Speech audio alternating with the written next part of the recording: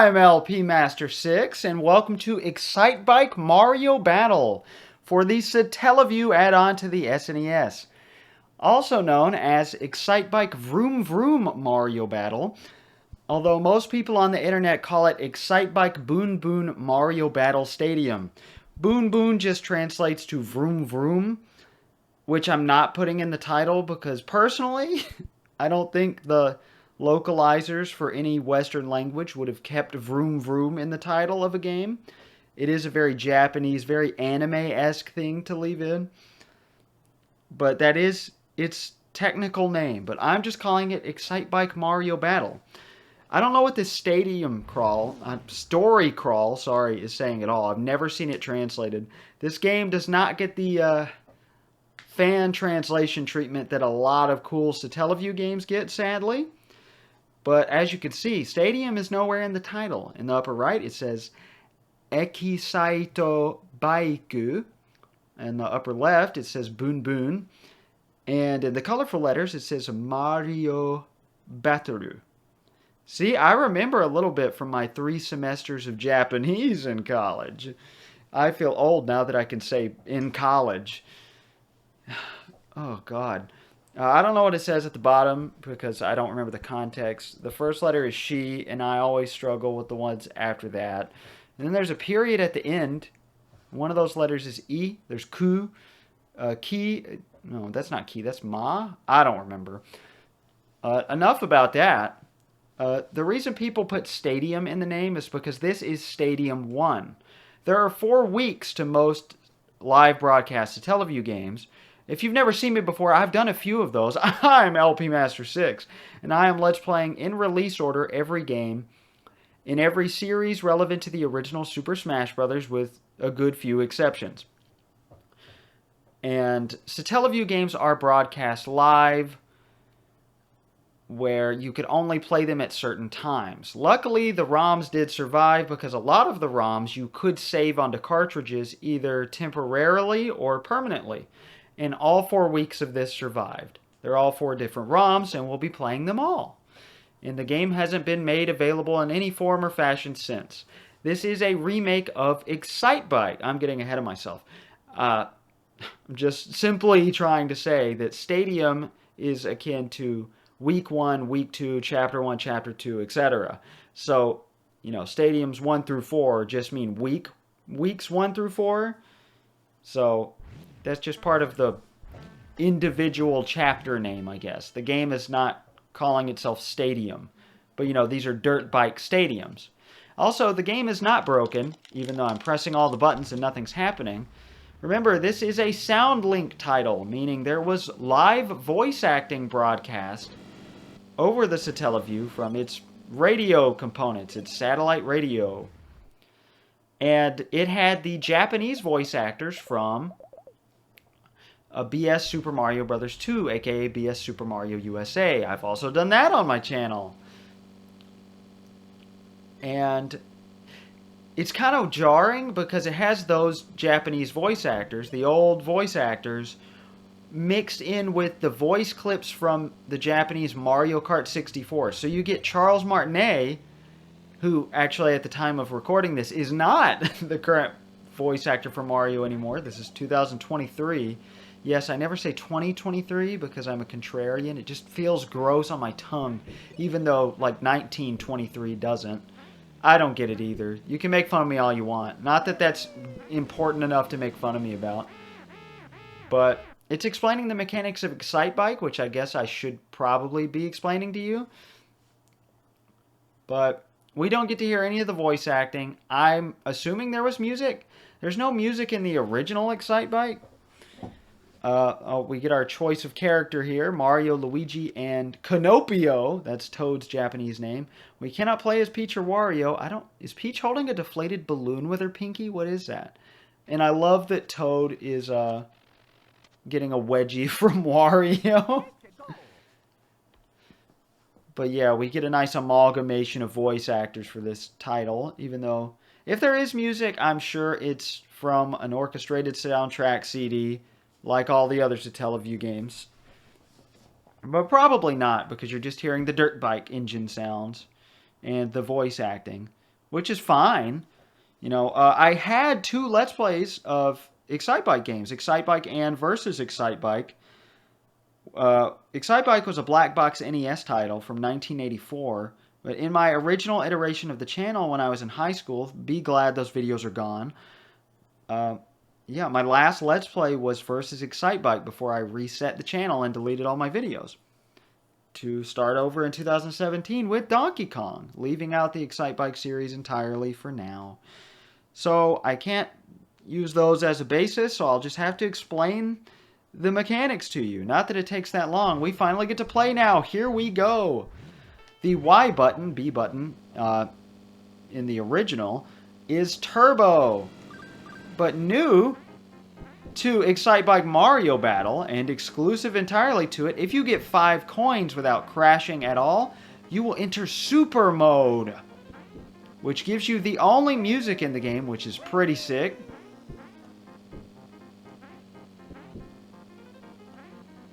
See? I told you it's sick. It's a very short loop, though. Sorry, I don't know where to begin explaining Excitebike. I normally don't explain games from their remakes, but normally holding down the turbo button makes you overheat, so you have to be careful, because if you overheat, you'll have to stop and wait for your engine to cool off, which wastes all your time. But there are little pads, I don't remember what they're called, those little things down there, these, that reset your temperature gauge back to the middle. If you just hold down B in the original A, you will not risk overheating, but you won't go nearly as fast. So you can do that on certain terrain for more efficiency. I don't know, I'm not that good at Excitebike. I'm not that bad, but I'm certainly no guru, alright? I'm just here to have a good time and showcase a game that is not ever talked about. I see videos of this remake all the time, but... well, not all the time. I meant I looked them up when I was researching this game to do these videos. Nobody ever does all 4 weeks, and if they do, they get confused, because this doesn't get the same treatment, as I said, as most Satellaview games. You know, Satellaview games are on a timer, and it takes a fan translator to set the clock to 0 the first of the hour when you turn on the game. For some reason that I have no idea about, an emulator will match to your system's clock, even for just an SNES. I don't know if that's intentional, or I don't know how the programming of this works, because I can't find any settings about it anywhere. But this game, all 4 ROMs of this game, will match to your system's clock for the broadcast. So if you start booting up this ROM to check it out at, for example, 9:43, you'll be plopped into the last race and not given enough time to finish it, and then you'll be really confused. But I started off at 9 o'clock because, you know, any hour on the hour, the game just loops, you know, in the ROM. So I think maybe you have to reset it if you go over the hour, but you know, you'll start up in a completely different race. And it's really impressive that the ROM can do that, because this is 1997. It's just locked to a specific time in the game. I'm just really impressed. I'm also impressed with the graphics here. I don't know why there's piranha plants on the side. Maybe to discourage players or make it more interesting for the players who suck and drive off the track. I don't know. But this song gets kind of old. You lose your super and if you crash out, including crashing into another racer, slipping in a puddle, which the puddles in the original games were mud and not... okay, when it feels like your controller's not responding because you're slowing down, that just means the race is over. Time is up. We made it all the way to lap 8. Now, in the original game, Game A was played all by yourself. No other AI racers on the screen at all. There's no multiplayer at all in the Excitebike games. And in Game B, you'd be playing with other racers. Now, Track 1 In the original, you could click on any of 5 tracks, and you wouldn't actually go to that track yet exactly. You would go to a stripped-down version of the track as a qualifying race. I'm not sure why. That seems like a weird mechanic, but here, track 1 is a stripped-down of the actual track 1 to mimic playing the original Excitebike game from the beginning, I guess. But also, this game alternates between solo and having other racers. And let me tell you, having other racers is the hard part. Whew, and we get to sit here and listen to the silence for a while and admire the piranha plant's teeth. Look at all of these guys. They all seem to have different personalities, except for maybe the middle back one and the one in the front right. But who owns the stadiums and who grew piranha plants here? You know, perfectly along the sides. These are sentient beings, aren't they? Are piranha plants not sentient beings? I guess we haven't gotten far enough in the Mario series to find out. They don't really talk in Mario RPG, do they? No. So whatever. I'm not going to get into Mario lore in Excitebike. If you want to know the story of the game, I have no idea what it is. I assume they're just racing. And yes, if you finish a race with Super, you carry it over to the next race. And we get playable AI Koopas. I mean, non-playable. I don't know why I said playable. You cannot ever play as the Koopas. And we get Wario as an unplayable rival. I think he is programmed to be the most aggressive of the AI opponents. Because Luigi and Toad are more competent than the Koopas, but they're not really, you know, all that much. No! Oh. So, as usual, I'm going to talk about earlier takes I did. Oh, okay. The puddles just slow you down. I'm stupid. They don't make you crash out at all. There we go. Beautiful. But I was recording this. You know, I scrambled to do this at 9 o'clock this morning because I was running behind because I got up an hour and a half late and then I had to shower and eat and I played F-Zero 99. Yes, of course, another racing game while I ate. And my Switch was dead, so I waited to charge it. So I didn't eat for most of it, but I couldn't stop in the middle of a mini pre in F-Zero 99. And then I saw I had to feed the cats and clean up cat vomit. So I just barely made it in time at 9 and recorded 20 minutes or so, only to find out that my mouse, because it's been doing this lately, had double-clicked and stopped the recording less than a second in. So I actually cheated. This is not realism. The clock is fake. But to me, you know, because I changed my actual computer clock, which I didn't know you could do. Oh, wait, that's dumb. I knew you could do it, but, like, I didn't know how until now. But I just searched date and time, and boom, pretty simple. But, I mean, I was not waiting until 10 o'clock to do this. I still haven't recorded the last video you guys saw on my channel, assuming you watched it. The Star Fox 64 multiplayer. Because I, you know, have been trying to do that, but getting 4 people to do anything that I ever want them to do is very painfully difficult. The Mario Kart 64 multiplayer, though, we organized in less than 24 hours, so that's never going to happen again, obviously, with Star Fox. That Let's Play is just cursed. 2 full takes of the entire Let's Play. Oh, that was so dumb. Why did I do that? Oh, especially right at the end. I got 4th place, but 4th place means nothing. We're failures. But we get to see Wario win, and he flexes for Peach. Well, okay, clearly he's flexing at the audience, not Peach. He's flexing at us. But man, this game is hard. You screw up once at the end and you're done. You're not on the pedestal, the podium at all. Look at the mirrored background audience. We see a Boo, a bunch of weird characters, and most importantly, Poochie on both sides. That's right, Poochie from Yoshi. I've never seen anybody document that he makes an appearance here. I can't recognize any of those other characters. I think there's a Wiggler. Yeah, I've never noticed that Wiggler before. It's to the upper right of the Boo. Oh, and there's a Bob-omb to the right of the Boo. I'm looking at the left side, so invert that if you're looking at the other side. I think that might be a Raven from Yoshi's Island in there. next to the podium. Yeah, that's definitely a raven. You can see it better on the right side because the podium's lower. But there you go. Oh, and we still got 45 minutes to go. So this Let's Play is clearly going to be 8 parts. Let me take a drink of my water. Because my wife thinks that's cringy when I say, I'm going to take a drink of my water. Mmm. Mmm. Oh, yeah. Mmm. Mmm. And we just wait for the time to run out, baby. But because this is part 1, I'm going to keep talking and make you bored. I was laughing and saying that because my wife... I was looking back on old videos as I'm watching through all my old videos to edit out any offensive stuff or at the very least apologize for it.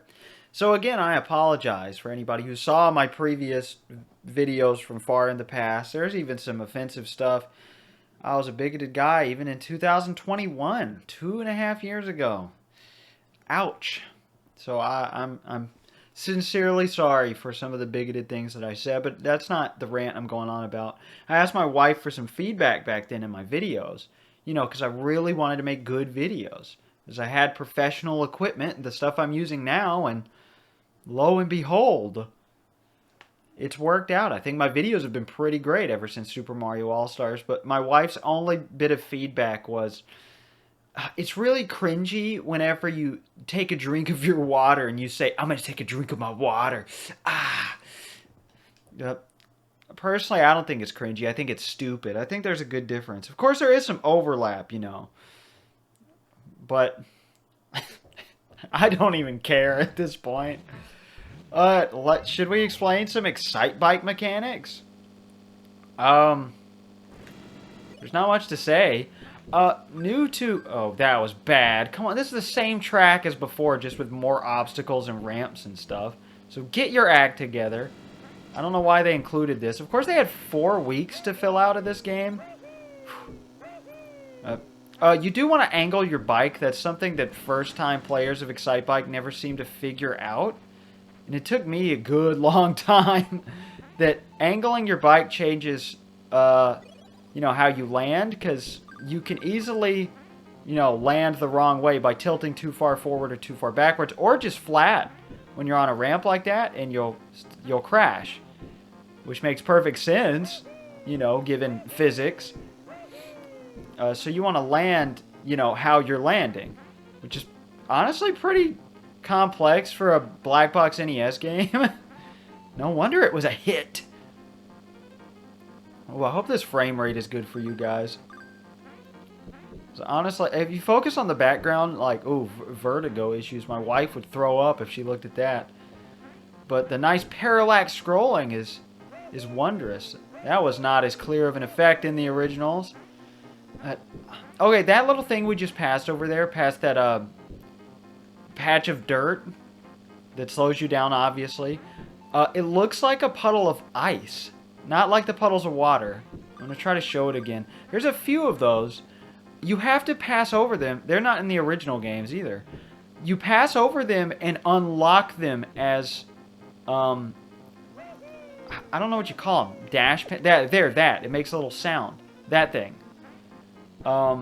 It turns into a regular dash panel, engine boost thing. I don't know what to call it. I don't know what they do exactly. The temperature gauge resetters. That's what we're going to call them.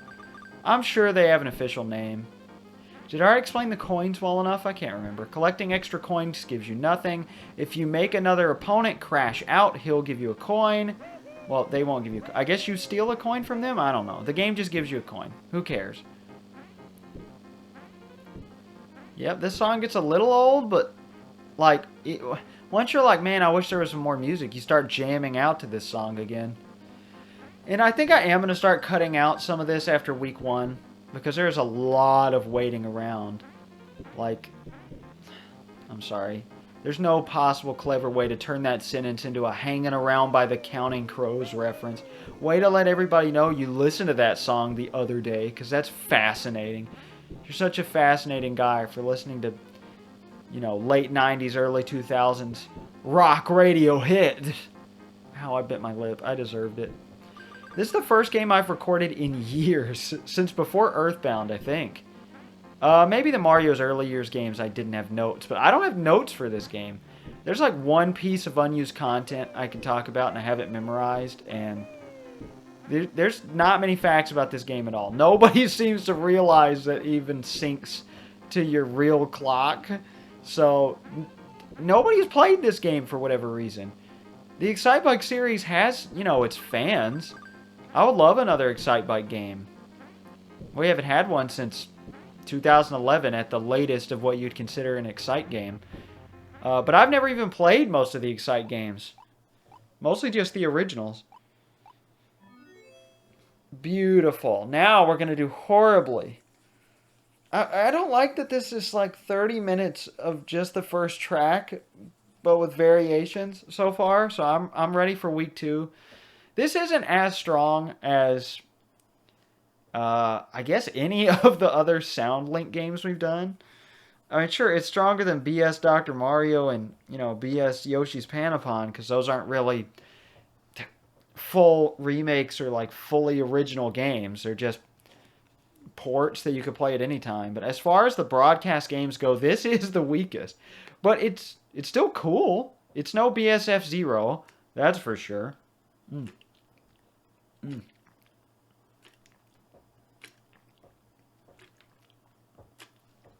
I wish I could read that kanji. I really want to say this is good water, but it isn't. I'm getting sick of great value water. But of course, water is at its worst when it's kind of cold, but not cold, you know? It's not refrigerated, but it's not room temperature. I got used to room temperature water, so now it's just vomit-inducing. Trying to drink water that's like 50 degrees, you know? Because we keep our house at 61 degrees Fahrenheit. I actually turned it up to 66 in preparation for this. And because it's like the high's 45 today outside. And I know my wife was going to get cold. And I didn't want my poor circulation while I was doing this to start happening. So I turned up I was just about to cut. I was like, this is taking forever. But here we go, lo and behold. Is that the second time I've said that in this video? Anyway, I'm having a good time. Are you guys having a good time? But my wife used to get upset, and she used to turn the heat up when we first moved in together to like close to 80. Like she would turn it up to 78 sometimes. I've seen her turn it up to 80. And this year, the highest she's turned it up is 67, and that was once or twice. So I'm glad we have really discovered how to save money. It makes me very happy. And I'm so glad I finally remembered that you don't have to,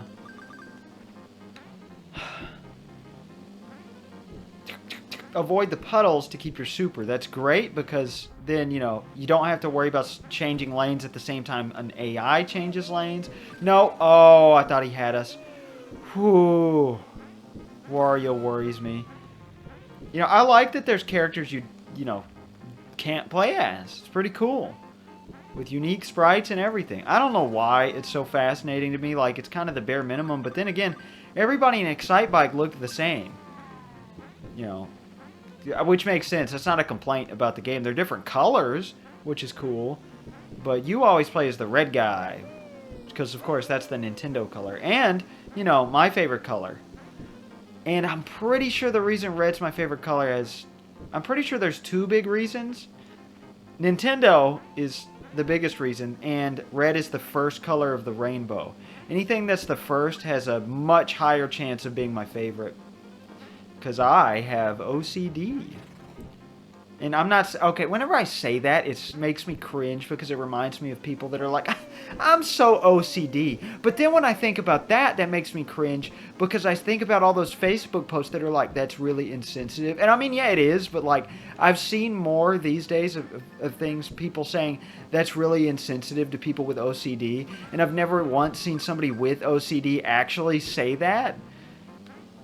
But... And also I feel weird because I'm not diagnosed. It could be OCPD, but I'm not sure.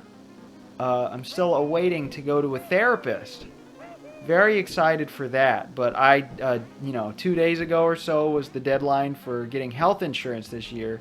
So I'm still without health insurance. But I'm okay with that. Oh my god! We won? I've never won a race in this game. Mario couldn't look less enthusiastic. The Koopas crack me up, though. Because they're like, ah, did I win? It's not very fitting of Koopas. The art design in this game is so weird.